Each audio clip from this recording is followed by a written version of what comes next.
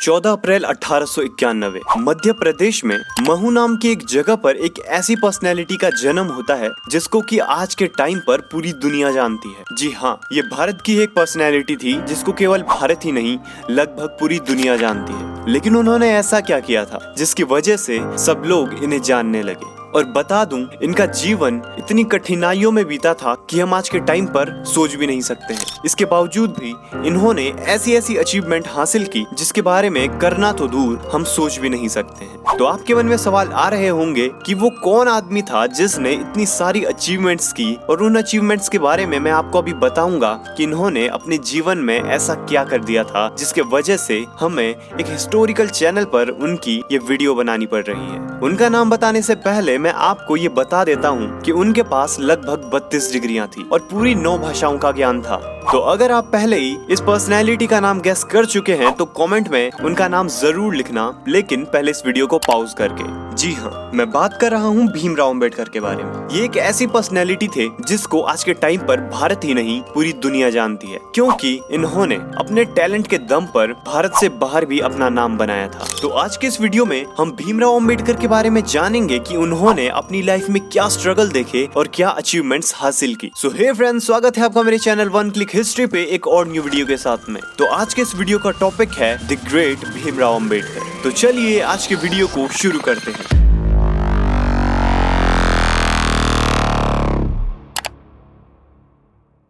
1897 में अंबेडकर जी को अपनी फैमिली के साथ मुंबई सेटल होना पड़ता है, जहां पर वो अपनी आगे की एजुकेशन गेन करते हैं। लेकिन एक दलित परिवार में होने की वजह से उनको अपने टाइम पर बहुत ही ज्यादा परेशानियों का सामना करना पड़ता है। 7 नवंबर सन 1900 को भीमराव अंबेडकर जी सातारा के एक हाई स्कूल में एडमिशन लेते हैं, जहाँ पर उनका नाम भीवाराम जी आम्बेडकर रजिस्टर कराया जाता है। लेकिन उन्हीं के एक शिक्षक जो कि उन्हें काफी पसंद करते थे, उनका जो सरनेम था वो आम्बेडकर था। तो उन्होंने उनके सरनेम को इजी करने के लिए, यानी कि भीमराव अंबेडकर जी के नाम को इजी करने के लिए, उनके सरनेम को आम्बेडकर से आम्बेडकर कर दिया। By the way, Bhimrao Ambedkar ji के पिता का नाम रामजी मालोजी सकपाल था, लेकिन फिर भी भीमराव अंबेडकर का सरनेम अंबेडकर क्यों रख दिया गया? तो उस टाइम पर होता ये था कि जब वो मुंबई में सेटल हुए तो वहाँ का जो एक कोंकण प्रांत था, तो वहाँ के लोग अपना सरनेम अपने गांव के नाम पर रखते थे। तो भीमराव अंबेडकर जी के पिता ने उनके नाम के पीछे उनके गांव का नाम सरनेम के रूप में लगा दिया, क्योंकि भीमराव अंबेडकर जी के गांव का नाम आम्बडवे था।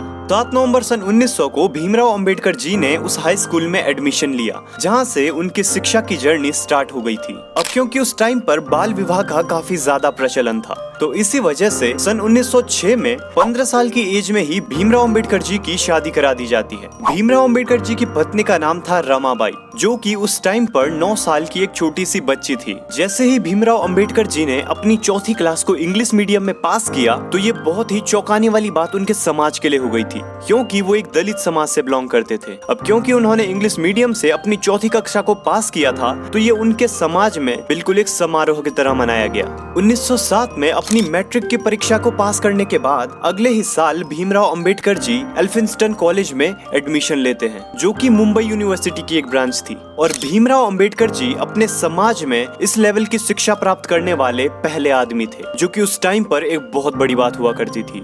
लेकिन ये यहीं पर रुकने वाले नहीं थे। इन्होंने आगे भी एजुकेशन के क्षेत्र में ऐसी ऐसी अचीवमेंट्स हासिल की जो कि लोग सोच भी नहीं सकते थे। 1912 तक भीमराव अंबेडकर जी ने मुंबई यूनिवर्सिटी में अर्थशास्त्र और राजनीति में BA की डिग्री प्राप्त की, और 22 साल की उम्र में भीमराव अंबेडकर जी को एक गोल्डन अपॉर्चुनिटी मिलती है, जिसमें कि उन्हें न्यूयॉर्क में स्थित कोलंबिया यूनिवर्सिटी में शिक्षा प्राप्त करने का मौका मिलता है। तो भीमराव अंबेडकर जी 22 साल की उम्र में अमेरिका चले जाते हैं, और भीमराव अंबेडकर जी का ये सारा एजुकेशन एक स्कॉलरशिप के बेस पर हुआ था, जिसमें कि उन्हें $11.5 दिए जाते थे, वो भी पर मंथ। और अपनी शिक्षा लेने की दौड़ में भीमराव अंबेडकर जी एक और अचीवमेंट हासिल कर लेते हैं, जिसमें कि वो PhD की डिग्री ले लेते हैं। बड़ौदा राज्य द्वारा उन्हें 3 साल की स्कॉलरशिप दी गई थी, लेकिन उन्होंने अमेरिका में अपना अध्ययन 2 साल में ही कंप्लीट कर लिया था, तो इसलिए वो लंदन शिफ्ट हो जाते हैं। तो 1916 में लंदन शिफ्ट होने के बाद वो बैरिस्टर का कोर्स करने लगते हैं, और साथ ही साथ लंदन स्कूल ऑफ इकोनॉमिक्स में भी एडमिशन ले लेते हैं, जहां पर वो अर्थशास्त्र की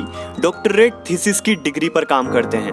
लेकिन जून 1917 में उन्हें अपनी इस पढ़ाई को बीच में ही छोड़कर इंडिया वापस आना पड़ता है, क्योंकि उनकी स्कॉलरशिप खत्म हो चुकी थी। लेकिन इसी के 4 साल बाद उन्हें वापस लंदन जाने की अनुमति मिलती है, जहाँ पर वो अपने एजुकेशन को कंप्लीट करते हैं। और मैंने तो आर्टिकल्स में यहाँ तक पढ़ा है कि डॉक्टर ऑल साइंस डॉक्टरेट की जो डिग्री भीमराव अंबेडकर जी ने ली थी, ये उस टाइम पर एक ऐसी डिग्री थी जिसको लेने वाले भीमराव अंबेडकर भारत में नहीं बल्कि पूरी दुनिया में एक इकलौते पहले आदमी थे।